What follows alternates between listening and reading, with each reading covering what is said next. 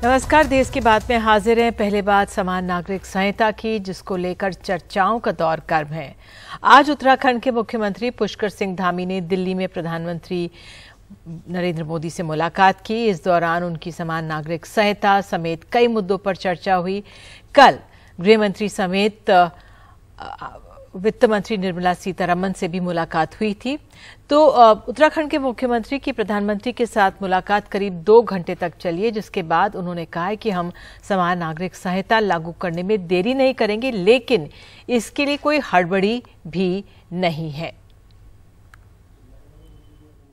देखिए, अभी तो चूंकि यूसीसी कमेटी का ड्राफ्ट कंप्लीट रूप से हमें नहीं मिला है और उनका ड्राफ्ट जब मिलेगा तो उस पर तभी कुछ कह पाना संभव होगा। क्या जानकारी कब तक संभव है और कब तक उत्तराखंड में लागू हो सकता है? क्योंकि अब हम बहुत देर भी नहीं करेंगे और जल्दबाजी में जो है ऐसा काम भी नहीं होगा कि जो है कि कोई ऊपर का नीचे हो जाए, इसलिए बहुत सोच समझ कर उस पर काम होगा। ਤੁਸੀਂ ਇੱਕ ਗੁਲਦਸਤੇ ਨੂੰ ਚਾਹੁੰਦੇ ਹੋ ਕਿ ਬਸ ਇੱਕੋ ਹੀ ਰੰਗ ਦਾ ਹੋ ਜਾਓ। ਹਰ ਧਰਮ ਦਾ ਆਪਣਾ ਆਪਣਾ ਕਲਚਰ ਹੈ, ਆਪਣਾ ਆਪਣਾ ਰਸਮਾਂ ਨੇ। ਸੋ ਸਾਰਿਆਂ ਨਾਲ ਗੱਲ ਕਰ, ਸਹਿਮਤੀ ਕਰ, पर ਇਹ ਕਹਿੰਦੇ ਕੀ ਹੈ ਉਹਨਾਂ ਨੂੰ? ਇਹ ਰੀਤੀ ਰਿਵਾਜ ਉਹਨਾਂ ਨੂੰ ਕੀ ਕਹਿੰਦੇ ਆ? पता नहीं क्यों छेड़ते इस तरह हो। मैं तो यही कहूँगा, कौम को कबीलों में मत बांटिए, लंबे सफ़र को मीलों में मत बांटिए। एक बहता दरिया है मेरा भारत देश, इसको नदियों और झीलों में मत बांटिए। जो संविधान कहता है, ये कहते संविधान मुताबिक कर लगे। संविधान ये कहता जे सारे सोशली बराबर हो गए तो तुसी वो जिहड़ा कॉमन कोड जिहड़ा लागू कर, सारे सोशली बराबर हो गए? नहीं हुए। और इस पर बात करने के लिए हमारे साथ खास मेहमान है फैजान मुस्तफ़ा। वो संविधान और कानून के जानकार हैं। बहुत बहुत धन्यवाद सर जुड़ने के लिए। मेरा पहला सवाल आपसे यही कि समान नागरिक संहिता में अब पंजाब के मुख्यमंत्री ने सिख समुदाय के रीति रिवाजों का हवाला दिया है। आम आदमी पार्टी HUF की बात भी कर रही है, किस तरह से ये हिंदू अनडिवाइडेड फैमिली जिसके तहत कारोबार चलता है। तो UCC के सामने इस समय कई बड़े सवाल हैं। अभी निधि जी, देखिए, मैं ये बात बहुत जमाने से लिख रहा हूं कि भारत एक विभिन्नताओं वाला देश है और भारत को अगर एक शब्द में बयान करना हो तो वो डाइवर्सिटी है। तरह तरह के लोग हैं, ना एक तरह के हिंदू हैं, ना एक तरह के मुसलमान हैं, ना एक तरह के सिख हैं। तो हिंदुओं की शादी आनंद मैरिज एक्ट के तहत रजिस्टर होती है। कई लोगों की शादियां जो मुसलमानों की दिल्ली में रजिस्टर हो रही हैं, वो बहुत ही गलत स्पेशल मैरिज एक्ट के तहत रजिस्टर की जा रही हैं। ऐसा नहीं होना चाहिए। तो ऐसे में जब आपको विभिन्नताओं को देखते हुए अगर एक यूनिफॉर्म लॉ बनाना है तो उसमें बहुत ही धैर्य होना चाहिए, बहुत सलाह मशवरा होना चाहिए और सहमति होनी चाहिए।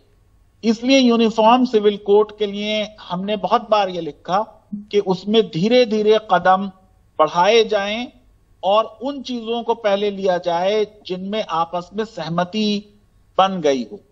अकाली दल ने भी स्टैंड लिया है कि हम यूनिफॉर्म सिविल कोड के बजाय अपने हिंदू रीति रिवाजों को प्रोटेक्ट करना चाहते हैं। मेरा ख्याल यह है कि जब भी यूनिफॉर्म सिविल कोड बनेगी, आप शादी कैसे करते हैं उसका की आपको परमिशन दी जाएगी। तो मुसलमानों में निकाह होगा, सिख मैरिज जो है वो आनंद मैरिज के तरीके पे रजिस्टर होगी और हिंदू मैरिज में सोलोमनाइजेशन होगा, क्योंकि मैरिज एक संस्कार है।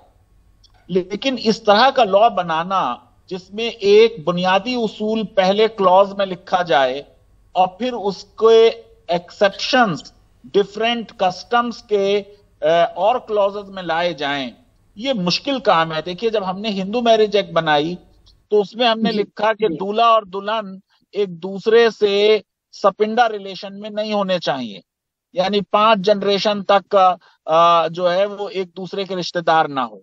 लेकिन साउथ के लिए हमने एक्सेप्शन किया और वहां पर दूल्हा दुल्हन अक्सर ऐसे होते हैं कि दूल्हा सगा मामा होता है दुल्हन का। तो इस तरीके के बहुत से अपवाद आपको उस कोड में शामिल करने पड़ेंगे और वो एक लीगल ड्राफ्टिंग का मार्वेल होगा। तो वो मार्वेल अचीव करना जल्दी में आसान नहीं है। बिल्कुल सर, बहुत मुश्किल है ये काम। उत्तराखंड में इसको लेकर एक विशेष गठित विशेषज्ञ समिति है जो काम कर रही है। फिर हमारे कानून पर पार्लियामेंट की स्टैंडिंग कमेटी है, उसकी तरफ से भी इसमें अब आदिवासियों की बात कही जा रही है। हमारे जो आदिवासी समुदाय हैं, खासतौर से उत्तर पूर्व, इस मसले को कैसे समझे, क्योंकि उनके अधिकार हैं, उनके भी अलग से रीति रिवाज हैं। देखिए, देश में सैकड़ों की तादाद में अनुसूचित जनजातियां हैं और नॉर्थ ईस्ट में नागास को अगर आप ले लें तो उनके ऊपर तो अभी हमने देश का क्रिमिनल लॉ भी लागू नहीं किया। यानी संविधान ने जो कस्टमरी उनकी प्रैक्टिसेस हैं वो सिविल लॉ छोड़ दीजिए, क्रिमिनल लॉ तक में हमने लागू नहीं किया है जब तक उनकी असेंबली उसको अप्रूव ना करे। तो मैं समझता हूं कि पहले जब कदम यूनिफॉर्म सिविल कोड की तरफ बढ़ाया जाए तो उसमें ट्राइबल्स के ऊपर वो कोड ना लगाई जाए। जो संविधान ने उनको संरक्षण दिया है वो एक संविधान निर्माताओं का वादा है, उस वादे को नहीं तोड़ना चाहिए। कहते हैं ना, कॉन्स्टिट्यूशनल पैक्ट्स आर सेक्रेड। तो उनसे हमने वादा किया था कि आप हमारे देश में शामिल हों, हम आपकी संस्कृति और आपकी कस्टम और आपके रिवाजों का पूरा संरक्षण देंगे। अब आप देखिए, आसाम में ऐसी भी जनजातियां हैं जिनमें तलाक होने के लिए दोनों लड़की और लड़के की फैमिली एक मैदान में इकट्ठे होते हैं और एक दूसरे के ऊपर कंकरी मारते हैं और उससे तलाक हो जाती है। कई ऐसी ट्राइब्स हैं जिसमें सबसे छोटी बेटी को सारी प्रॉपर्टी मिल जाती है। तो जब यूनिफॉर्म सिविल कोड बने तो उसमें पहले मेरे ख्याल से ट्राइबल्स को उससे एग्जेम्प्ट रखा जाए। बहुत अहम आप ये कह रहे हैं कि अगर शुरुआत ही हो तो ट्राइबल्स को अलग रखें, तो एक्सेप्शन से शुरुआत हो। देखिए, यूनिफॉर्म सिविल कोड के सिलसिले में मैंने लिखा है बार बार निधि जी कि यूनिफॉर्मिटी अपने आप में कोई बहुत बड़ी चीज नहीं है। जस्ट कोड होना, न्यायोचित कोड होना, हर लॉ का समानता के अधिकार से कंसिस्टेंट होना ज्यादा बड़ी चीज है। तो जब भी यूनिफॉर्म सिविल कोड बनेगी वो सारे देश के सारे नागरिकों और अनुसूचित जनजातियों पर भी एक सी हो, ये जरूरी नहीं है। इसीलिए ये कहा गया कि पहले जो अलग अलग लॉ हैं उनमें रिफॉर्म कर लिया जाए और हर कम्युनिटी के लॉ में मर्द और औरतों में समानता कर दी जाए। फिर आपस में जो समुदाय होंगे फिर उनमें समानता की बात की जाए। तो पहला कदम बढ़ाया जाए उस डायरेक्शन में, लेकिन ये कि जल्दी ना की जाए बहुत।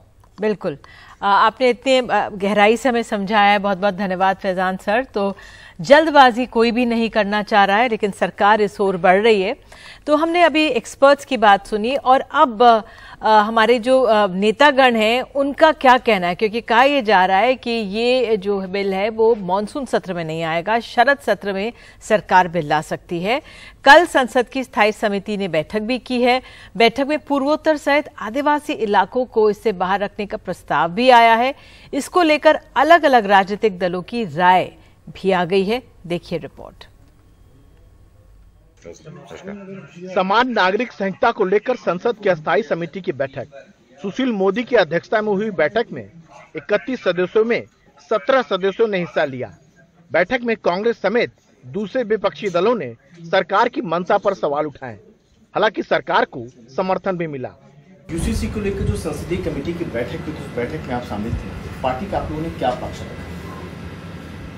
पहले तो यूसीसी का कोई ड्राफ्ट नहीं, वो सिर्फ एक काली लिफाफा है। इस लिफाफा में लिखा है यूसीसी, अंदर देखो कुछ नहीं है। ये ड्राफ्ट नहीं है, कोई बिल नहीं है, सरकार कोई भी चीज सर्कुलेट नहीं कर रही। अभी केवल मात्र आदिवासी समाज की बात नहीं है, सारे धर्मों में इतनी ज़्यादा चीज़ें अभी बाकी हैं जिनमें बहुत डिटेल में वर्किंग करने की ज़रूरत है और सरकार को सहमति बनाने की ज़रूरत है और उनकी बातों को सुन करके सुझाव को लेकर के कुछ क्या क्या चीज़ें चेंज करी जा सकती हैं। कोई भी चीज़ जल्दी में करने से पहले फिर बाद में अमेंडमेंट ना करना पड़े, इसलिए जल्दी में नहीं करना चाहिए, पूरे आराम से पूरा वर्किंग करके जब इस पे काम करना चाहिए। अब तक विधि आयोग को 19 लाख सुझाव मिल चुके हैं। 13 जुलाई तक सुझाव आने हैं। उसके आधार पर ही करीब 3-4 महीने में विधि आयोग कानून मंत्रालय को अपनी रिपोर्ट देगा। तब जाकर शायद सरकार संसद में बिल पेश करे। संसद की अस्थायी समिति की बैठक में इस पर भी चर्चा हुई कि पूर्वोत्तर राज्यों समेत आदिवासी समुदाय को इससे बाहर रखा जाए। बहुत सारा देश का दल है, ये बिल को समर्थन कर रही है, ये बिल लागू हो तो देश हित में होना चाहिए। मैं यही आशा करता हूं और कांग्रेस का ये जो देश विरोधी नीतियां है इसको मैं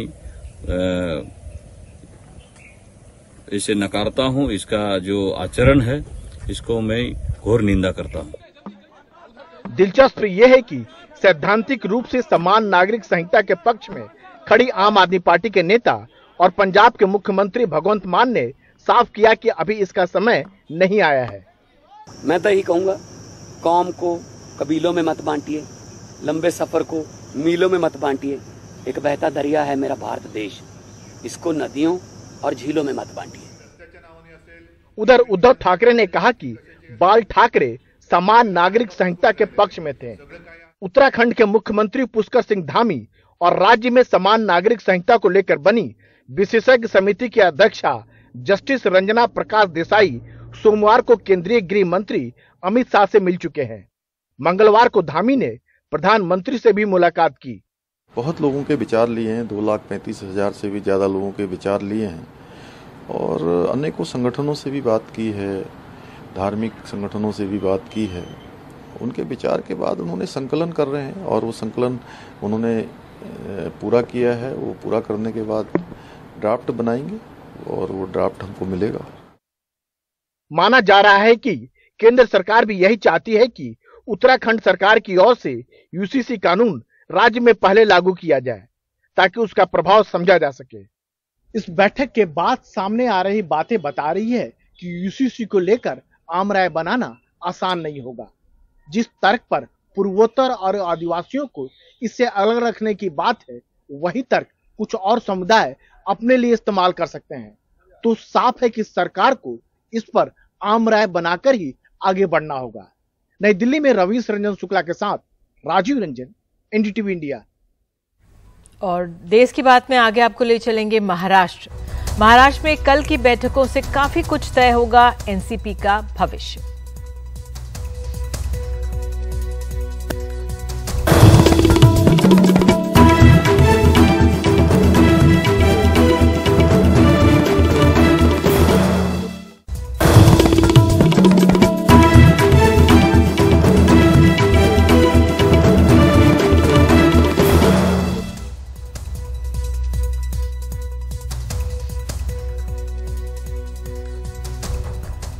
नमस्कार, बात अब महाराष्ट्र की करते हैं। महाराष्ट्र में आज दिन भर बैठकों का दिन रहा। हालांकि कल भी बहुत महत्वपूर्ण बैठकें होने वाली हैं।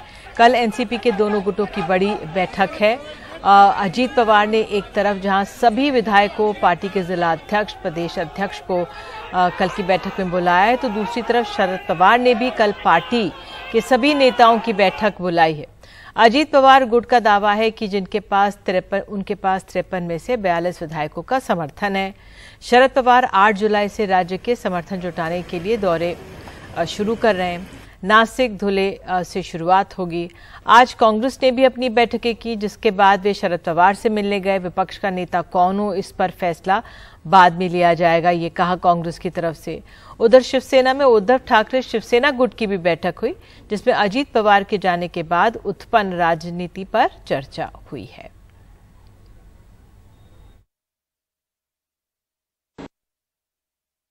देखिए, आज मीटिंग हमारी जो है उद्धव ठाकरे साहब की लीडरशिप में मीटिंग हो गई, पार्टी चीफ। इसमें हम सभी शिवसेना के नेता थे, हमारे विधायक थे, हमारे एमपीज थे।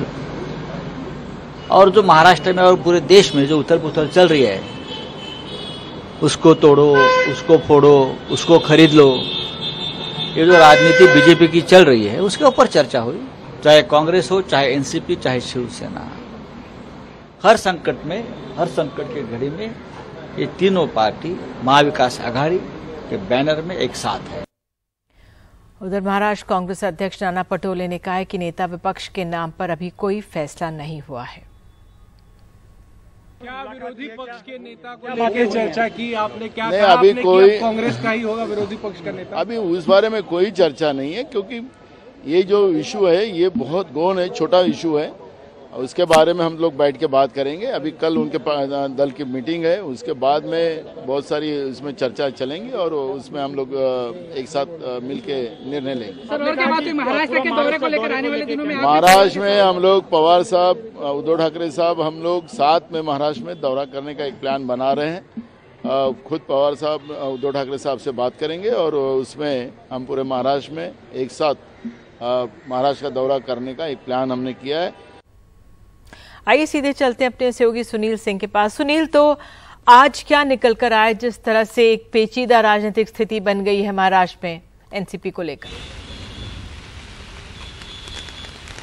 देखिए निधि, आज तस्वीर साफ नहीं हो पाई। सिर्फ इतना हुआ कि एनसीपी अजीत पवार गुट, उनको यहाँ पर एक प्रदेश कार्यालय नया मिल गया। हालांकि सुबह 2 घंटे इसकी चाबी के लिए भी इन्हें बहुत मशक्कत करनी पड़ी। आखिरकार चाबी जब नहीं मिली, बंगला मिल गया था, तो धक्का देकर जबरदस्ती अंदर उनके कार्यकर्ताओं को घुसना पड़ा। बहरहाल दोपहर के बाद अजीत पवार यहाँ पर आए, इसका उद्घाटन करके गए हैं यहाँ से। आज देखिए मंत्रिमंडल की बैठक भी हुई, लेकिन उसमें भी पोर्टफोलियो किसको क्या दिया जाएगा, उप मुख्यमंत्री अजीत पवार और उनके बाकी जो 8 साथी हैं, वो भी स्पष्ट नहीं हो पाया। आज राहत की बात सिर्फ एनसीपी के लिए ये रही कि कल तक जो कांग्रेस बात कर रही थी कि विरोधी दल नेता जो है उनका होगा, क्योंकि अब उनका संख्या बल ज़्यादा है। आज की मीटिंग में उन्होंने उस पर फैसला नहीं लिया और शरद पवार के पास मिलने गए और ये कहा कि शरद पवार से मिलकर और उद्धव ठाकरे से मिलकर फिर उस पर फैसला लिया जाएगा। यानी कि जो कोशिश बीजेपी की रही है एनडीए को तोड़ने की, कमज़ोर करने की, वो उस कोशिश में कहीं ना कहीं एनडीए फंसती नज़र नहीं आ रही है और वो अभी तक अपनी एकता बनाए हुए हैं। लेकिन इतना ज़रूर है कि शरद पवार के लिए चुनौती बहुत बढ़ गई है। आज का जो माहौल यहाँ पर मैंने देखा, जब अजीत पवार आए थे तो जिस जोश और खरोश से एनसीपी के कार्यकर्ता और उनके समर्थक पदाधिकारी यहाँ आए थे, तो मुझे साल 2019 का माहौल और अब के माहौल में बहुत अंतर लगा कि इस बार जो है कि समर्थन अजीत पवार को बहुत ज़्यादा है, यानी उन्होंने पूरी से पहले तैयारी कर रखी है। लेकिन सबसे अहम जो दिन है वो कल का होगा, जब दोनों ही गुटों ने, हम कहें एनसीपी विरुद्ध एनसीपी, तो शरद पवार ने वाईबी चौहान सेंटर में मीटिंग बुलाई है। राज्य भर से सभी जनप्रतिनिधि, उनके जो पार्टी के हैं, पदाधिकारी हैं, जिला तहसील, सभी को यहाँ बुलाया गया है और कल वो उनकी तरफ से पता चलेगा कि उनके साथ कितने विधायक हैं। और अजीत पवार गुट की तरफ से बांद्रा के एमएटी भुजबल नॉलेज सेंटर में एक मीटिंग बुलाई गई है 11 बजे और उन्होंने भी सभी जनप्रतिनिधि जो पदाधिकारी हैं उनके और सभी जिला तहसील और ग्राम पंचायत तक को बुलाया है। तो कल का दिन बहुत अहम होगा। कल शायद पता चल पाएगी किसके साथ कितने विधायक हैं। आज भले ही अजीत पवार गुट दावा करता है कि 40+ उनके पास हैं, लेकिन पहली बार शपथ विधि के दिन को छोड़ दें अगर राजभवन में, तो उसके बाद से उनके साथ विधायक दिखे नहीं हैं। वो विधायक आखिर हैं कहाँ, ये भी एक सवाल है। बिल्कुल, बहुत बहुत धन्यवाद सुनील इस तमाम जानकारी के लिए। अब किसके पास, कौन से गुट के पास ज़्यादा विधायक हैं, ये एक अहम निर्णय होगा। बहरहाल एक छोटा सा हम आगे बढ़ते हैं, हम कर्नाटक की बात कर लेते हैं। कर्नाटक में आपको बता दें, बीजेपी ने बेंगलुरु में एक बड़ा विरोध प्रदर्शन किया है। नेतृत्व की कमान बीएस येदियुरप्पा के हाथों में थी। उन्होंने साफ चेतावनी दी कि अगर कांग्रेस 5 चुनावी वादों को पूरा नहीं करती है तो वो एक हिस्से के बाद राज्य में सभी जगहों पर प्रदर्शन करेंगे। विधानसभा की कार्रवाई भी इस मुद्दे पर कई बार बाधित हुई। 225 सदस्यों वाली कर्नाटक विधानसभा में बीजेपी के 66 सदस्य हैं। विधानसभा का सत्र शुरू होने के बावजूद बीजेपी विधायक दल का नेता गुटबाजी की वजह से नहीं चुन पाई है। ऐसे में भले ही सदन के बाहर और अंदर बीजेपी शोर मचाए, कांग्रेस इसे गंभीरता से नहीं ले रही है।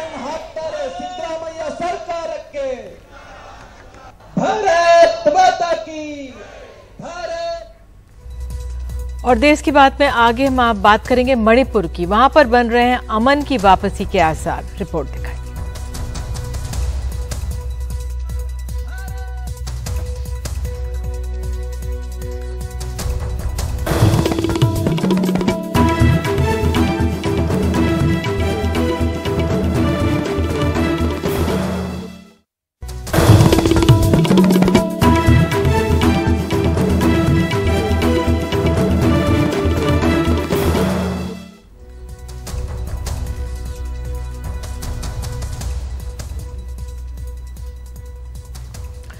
बात अब मणिपुर की करते हैं। मणिपुर में हिंसा को लेकर केंद्र बैक चैनल्स के जरिए अलग अलग समुदायों से बातचीत कर रहा है। इसका असर यह है कि पूर्वोत्तर को जो ज्यादातर राज्यों से जोड़ने वाला नेशनल हाईवे 2 है वो अब खुल गया है, तो इससे उम्मीद की जा रही है कि हिंसा के स्तर में कमी आएगी।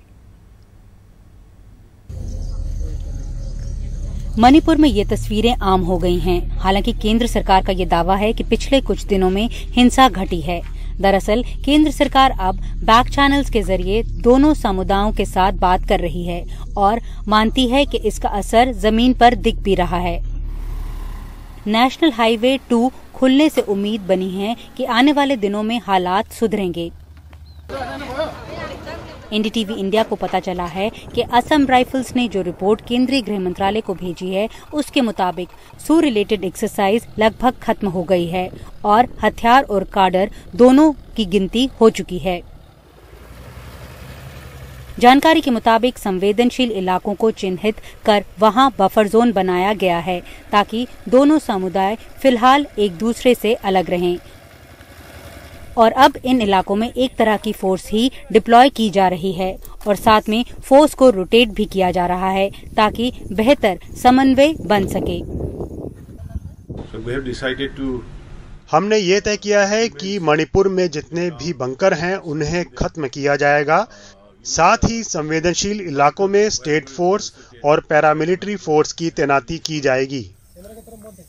हालांकि सबसे बड़ी चिंता अब भी लूटे गए हथियारों को लेकर ही है, क्योंकि राज्य सरकार का कहना है कि 5000 लूटे गए हथियारों में से सिर्फ 2000 ही वापस आए हैं।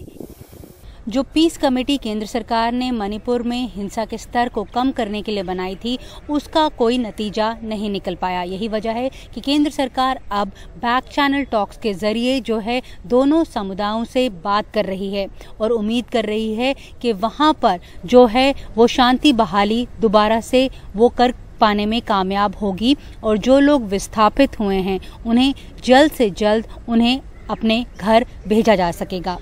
नई दिल्ली से नीता शर्मा, एनडीटीवी इंडिया के लिए। बीजेपी ने 4 राज्यों में अपने नए प्रदेश अध्यक्षों का आज ऐलान कर दिया है। झारखंड में बाबूलाल मरांडी को प्रदेश अध्यक्ष बनाया गया है, तो तेलंगाना में ये जिम्मेदारी जी कृष्ण रेड्डी को सौंपी गई है। आंध्र प्रदेश में डी पुरंदेश्वरी बीजेपी प्रदेश अध्यक्ष बनाई गई हैं और पंजाब में सुनील जाखड़ को ये जिम्मेदारी सौंपी गई है।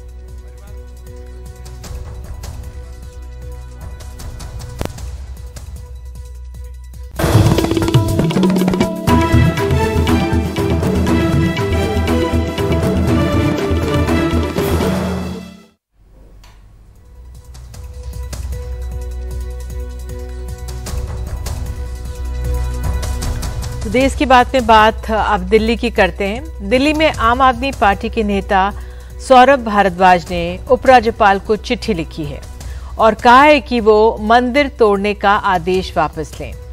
दिल्ली के छावला में मंदिर को लेकर विवाद पैदा हो गया था। सौरभ भारद्वाज का कहना है कि मंदिर से नहीं रुक रहा है रास्ता, इसलिए इसे तोड़ने का जो आदेश है वो वापस लिया जाए।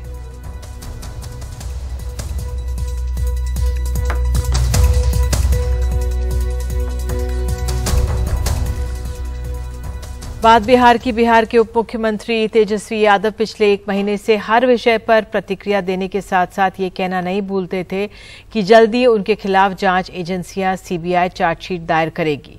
कल सीबीआई ने आरोप पत्र दायर कर दिया है, लेकिन जहां एक ओर बीजेपी उनके इस्तीफे की मांग कर रही है, वहीं सत्तारूढ़ महागठबंधन के सभी घटक दलों ने साफ कर दिया कि उनके इस्तीफे का सवाल नहीं है, क्योंकि ये राजनीति से प्रेरित है। जमीन के बदले रेलवे में नौकरी घोटाले में सोमवार को तेजस्वी यादव के खिलाफ आरोप पत्र दायर होने से उनकी पार्टी राष्ट्रीय जनता दल को कोई हैरानी नहीं हुई है। 23 जून को पटना में जो मीटिंग हुई और जिस तरह से यहाँ विपक्षी के तमाम बड़े बड़े नेता जुटे, उसके बाद से ये हिल गए हैं। 2024 का जो चुनाव है ये बहुत ही महत्वपूर्ण चुनाव है और इस चुनाव में यानी हमको पूरा यकीन है कि इनकी सरकार जो है जाने वाली है। उसी बेचैनी में ये सब कुछ कर रहे हैं। वो चाहे राजद हो या जनता दल यूनाइटेड या CPI-ML, सबका कहना है कि इस मामले में इस्तीफे का सवाल इसलिए नहीं क्योंकि जांच एजेंसी ने 2 बार कोर्ट में सबूतों के अभाव में जांच बंद करने की याचिका दायर की थी। और जैसे ही पिछले साल बीजेपी के खिलाफ मोर्चा बनाने को लेकर तेजस्वी सक्रिय हुए, फिर से जांच शुरू हुई और छापेमारी और पूछताछ का दौर शुरू हुआ। तेजस्वी प्रसाद यादव महागठबंधन में शामिल हो रहे हैं, इसलिए उन आरोपों पर जिन आरोप को 2 बार CBI जांच करके खारिज कर चुकी है कि कोई साक्ष्य नहीं है, उस पर चार्जशीट दायर कर रहे हैं। ये सब लोग जान रहा है कि क्या कर रही है केंद्र की सरकार, लेकिन देश की जनता सब देख रही है। आप एक तरफ भ्रष्टाचारियों को सम्मानित कर रहे हैं, अपने वॉशिंग मशीन में धुलवा रहे हैं, और दूसरी तरफ जो महागठबंधन में विपक्षी एकता में पूरी मजबूती के साथ खड़े हैं, उन पर चार्जशीट दायर कर रहे हैं।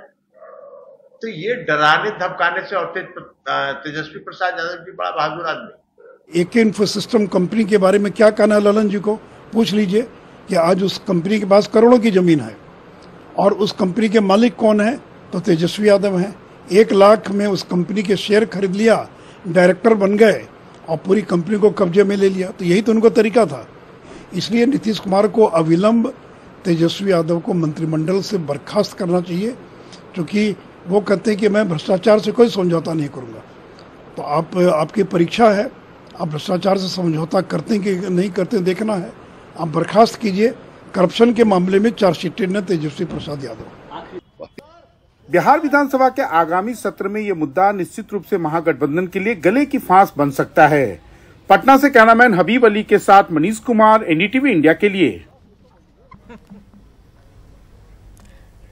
झारखंड में आदिवासी सामाजिक संगठनों ने आज बंद बुलाया।